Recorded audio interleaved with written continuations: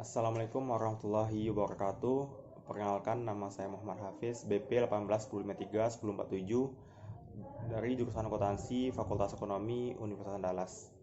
Saat ini saya ingin mempresentasikan hasil reaction paper saya itu dari mata kuliah Teori Akuntansi mengenai sejarah pemikiran akuntansi syariah.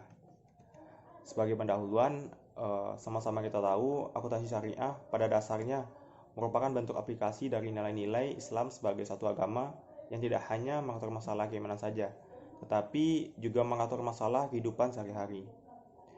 Akuntansi keuangan di dalam Islam harus memfokuskan pada pelaporan yang jujur mengenai posisi keuangan, entitas dan hasil-hasil operasinya, dengan mengungkapkan apa saja yang halal dan apa saja yang haram.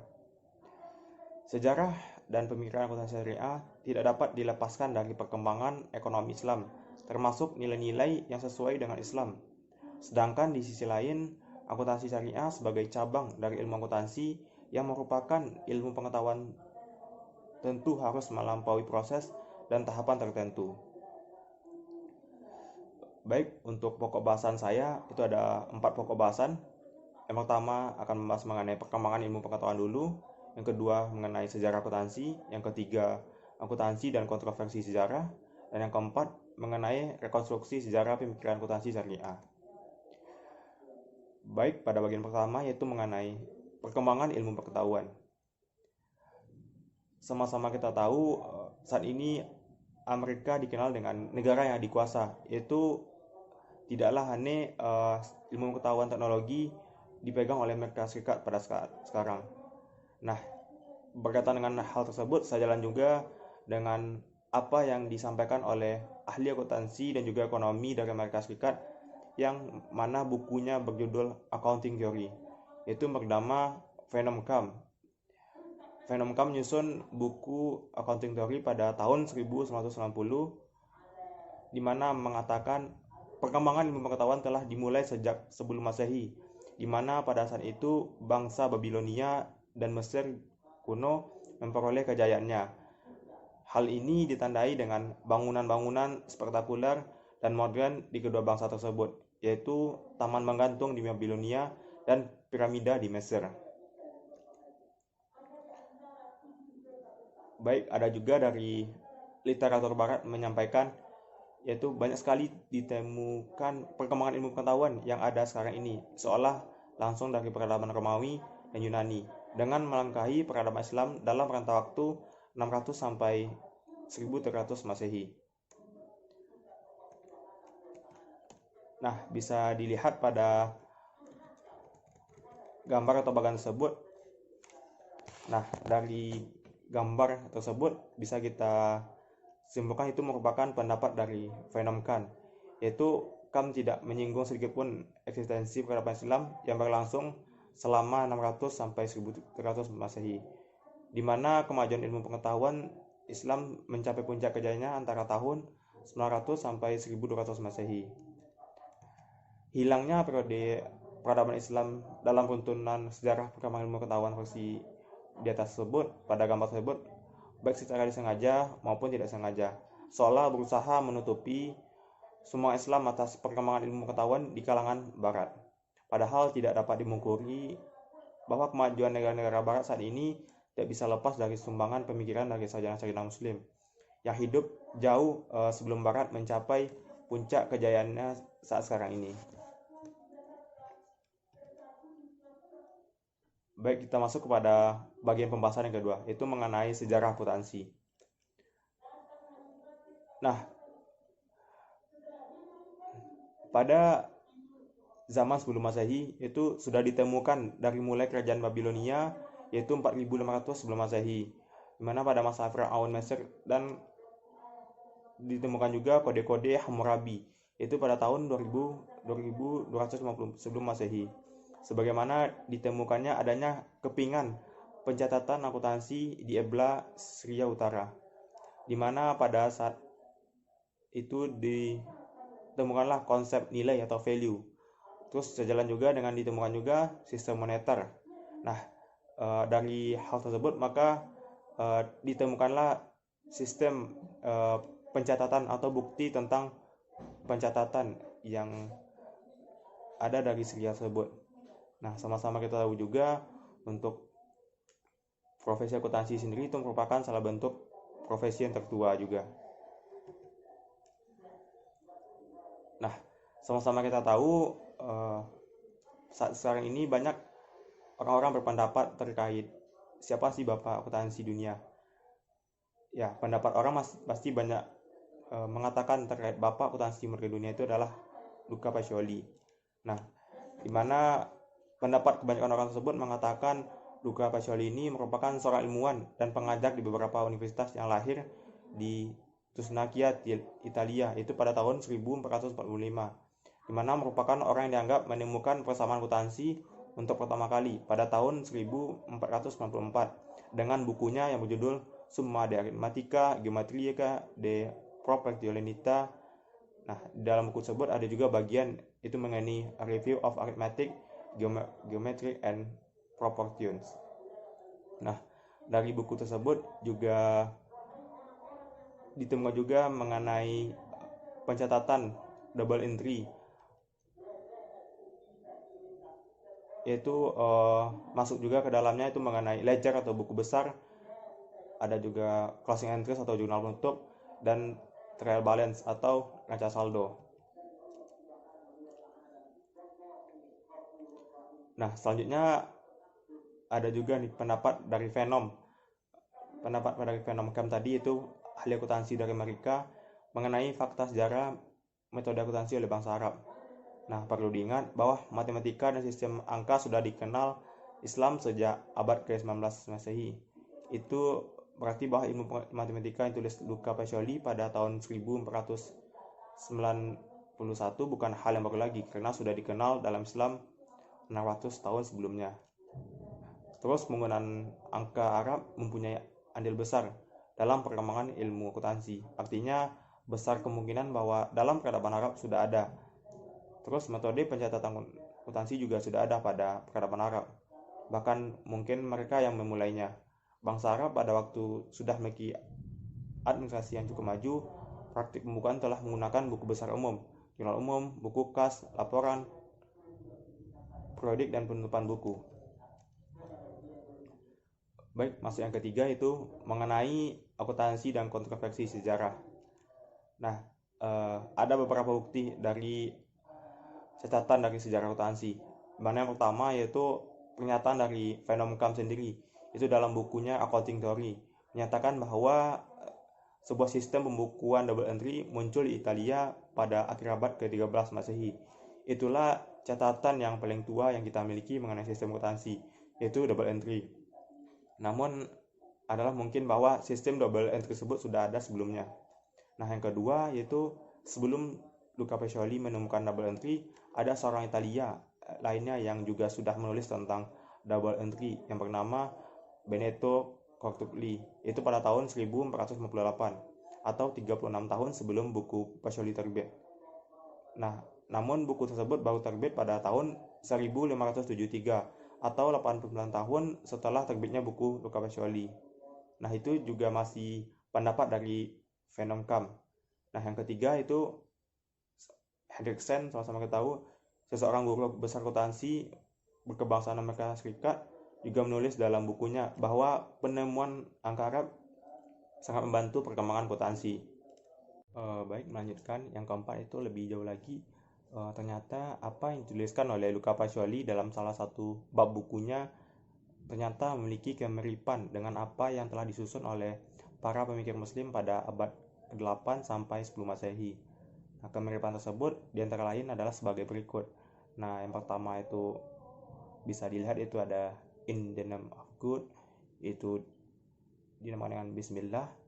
Terus ada juga klien itu juga Maullah, itu ada CQ yang pada Islam itu ada namanya Sa, dan ada juga separate sheet yaitu disebut dengan waraka khidmah.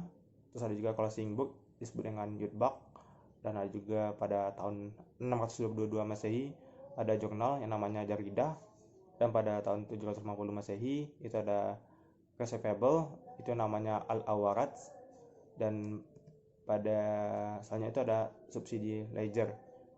Nah, selanjutnya itu pada tahun 750 Masehi juga itu ada agenda rajunar yang ditamakan dengan Daftar al-Yaumiyah, dan ada juga jurnal voucher yang namanya As-Sadat, ada juga namanya collectible debts yang namanya Arets Menalmal, terus ada juga namanya uncollectible debt itu namanya Mungkaser Menalmal, dan ada juga namanya doubtful difficult complicated debt itu namanya Mutaka Herwal Mutahyir, dan ada juga auditing yang disebut dengan hisab, dan ada juga chart of accounts yang namanya Sab al-Asa. Nah, bagian yang kelima itu transformasi ilmu pengetahuan dan teknologi yang terjadi pada masyarakat Arab itu menarik sejumlah kalangan ilmuwan dari Eropa seperti Leonardo Fibonacci dan Pisa yang melakukan perjalanan ilmiahnya ke Timur Tengah. Dialah yang mengenalkan angka Arab dan aljabar atau metode perhitungan ke benua Eropa pada tahun 1202. Nah, melalui bukunya yang berjudul Liber Abaci serta memasyarakatkan penggunaan angka Arab tersebut pada kehidupan sehari-hari. Nah, termasuk dalam kegiatan ekonomi dan juga transaksi perdagangan. Dari pengenalan angka Arab, inilah teknik tata buku perpasangan di Eropa itu sendiri dimulai. Nah, dari terjadinya proses transformasi ilmu pengetahuan tersebut juga sangat dimungkinkan mengingatkan Al-Quran menyerukan agar manusia umat Islam untuk berdakwah ke kota-kota yang berada di wilayah kota Islam seperti Kairo, Alexandria, Damaskus, dan juga Baghdad.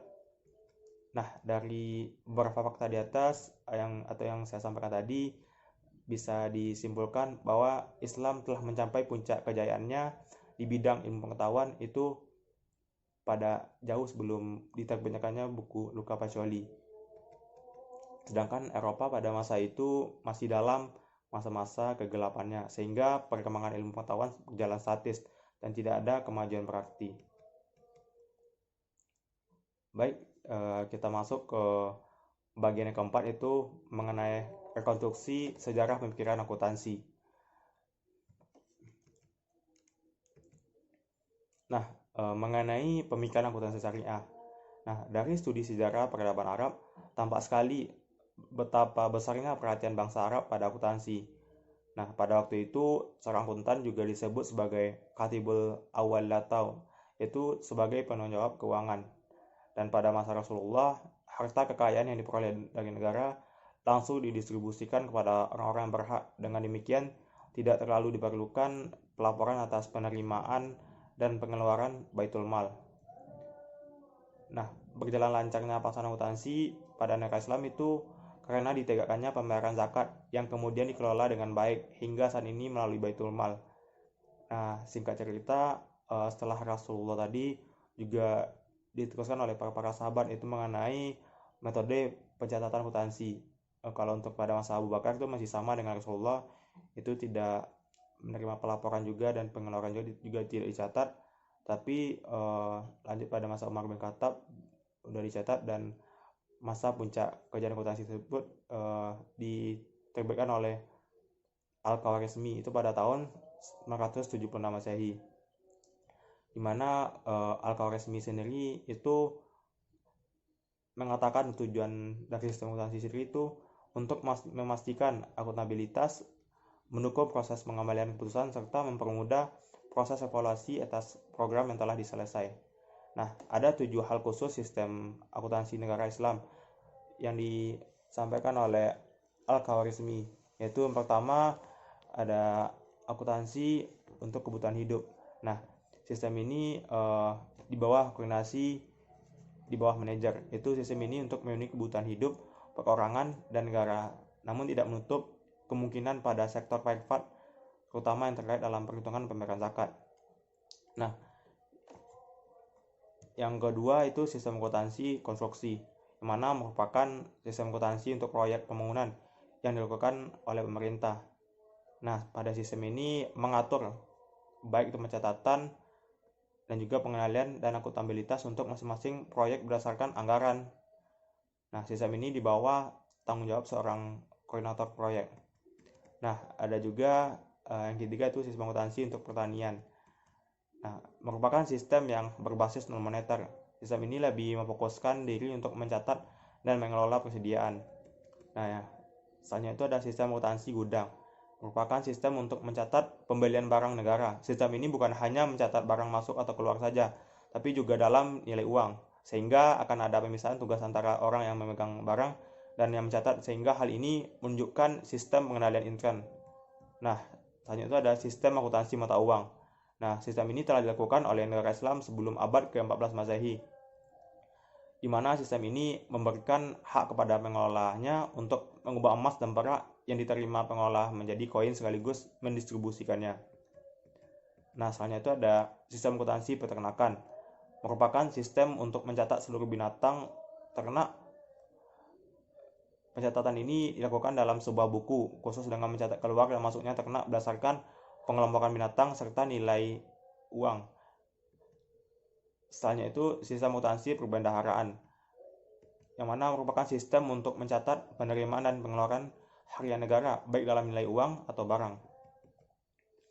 Nah, pada masa negara Islam dahulu itu memiliki prosedur yang wajib diikuti mengenai pencatatan akuntansi itu dalam menemukan surplus dan juga defisit. Nah, itu yang pertama yaitu prosedur transaksi harus dicatat setelah terjadi.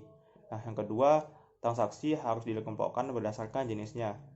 Yang ketiga, penerimaan akan dicatat di sisi sebelah kanan dan pengeluaran dicatat di sebelah kiri. Sumber-sumber penerimaan harus dijelaskan dan dicatat.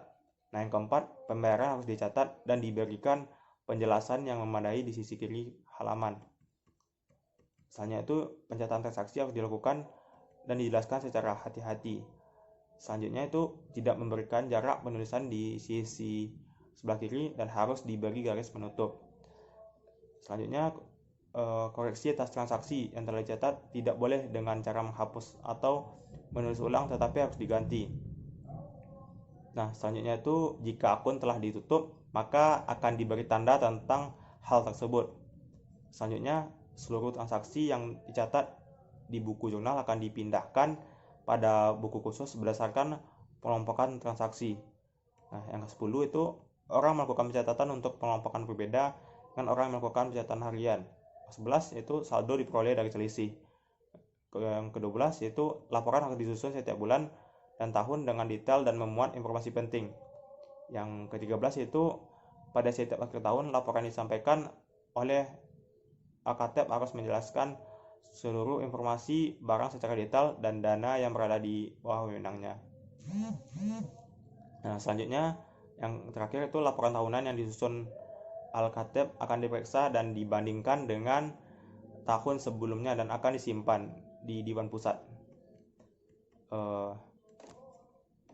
Baik, itulah terkait prosedur pencatatan akuntansi. Ada juga pada masa Islam dahulu itu ada istilah pencatatan pada akuntansi, mana yang kita kenal itu dahulunya itu ada nama Al-Jaridah, yang merupakan buku untuk mencatat transaksi yang dalam bahasa Arabnya berarti koran atau jurnal.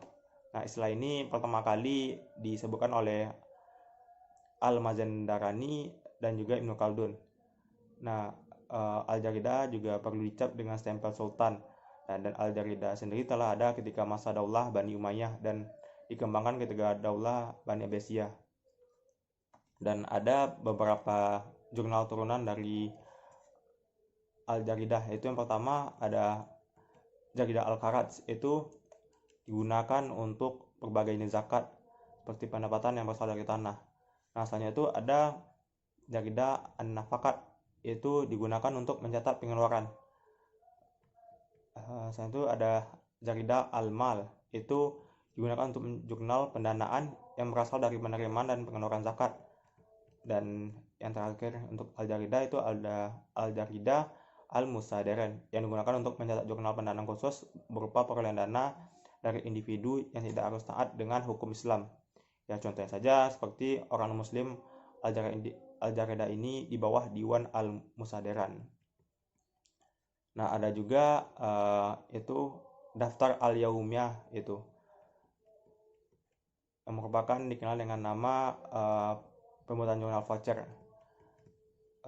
Terus ada juga jenis laporan keuangan. Nah, dimana yaitu yang pertama itu ada Al-Khidmah, yang merupakan laporan yang dibuat setiap akhir bulan yang menunjuk soal penerimaan dan pengeluaran Al-Khidmah.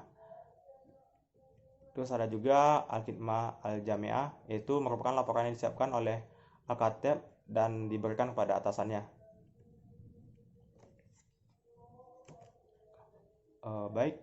Itu terkait istilah-istilah pada pencatatan akuntansi pada masa Islam dahulu. Nah, lanjut mengenai pemikiran akuntansi syariah menurut Al-Quran. Nah, dalam Al-Quran juga disampaikan mengenai konsep akuntansi. Itu tertuang dalam ayat Al-Quran surat Al-Baqarah ayat 282. Nah, di mana pada ayat ini menjelaskan 5 poin penting mengenai akuntansi. Yang pertama yaitu mengenai identifikasi dan mencatat transaksi. Nah, yang kedua itu mengenai waktu transaksi. Nah, yang ketiga itu pencatatan harus relevan, andal, dan dapat diperbandingkan. Nah, yang keempat, saksi dalam bukti transaksi yang valid.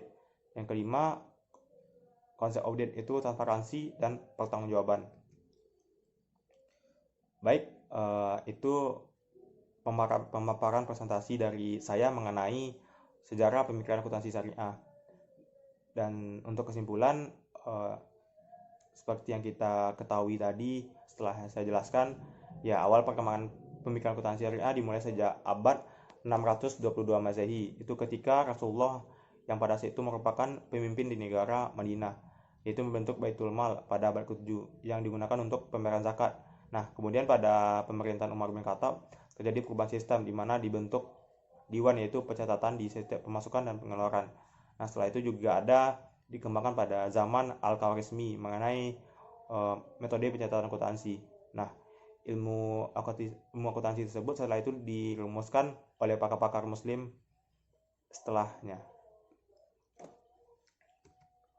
Baik, sekian presentasi revision paper mata kuliah akuntansi mengenai sejarah pemikiran akuntansi syariah. Nah, jikalau ada salah dalam penyampaian, kalau ada materi yang kurang saya sampaikan, saya mohon maaf.